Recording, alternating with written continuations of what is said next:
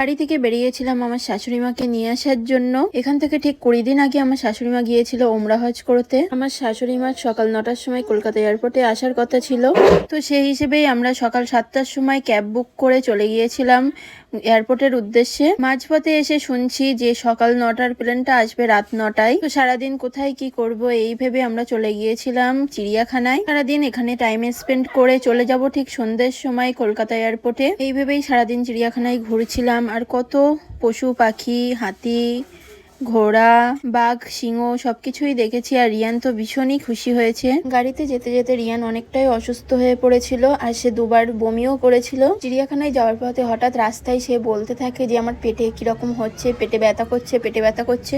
এই বলতে বলতেই হঠাৎ করে সে বমি করলো। তারপরে তো সে কষ্টের থেকে ঘুমিয়ে পড়েছিল। ঘুমিয়ে থাকতে থাকতে আবার বলতে থাকলো যে আমার পেটে ব্যথা করছে, পেটে ব্যথা করছে। তারপরে আবারও সে বমি করলো। তো এই দুবার বমি করায় রিয়ানের শরীর অনেকটাই বেশি অসুস্থ হয়ে পড়েছিল।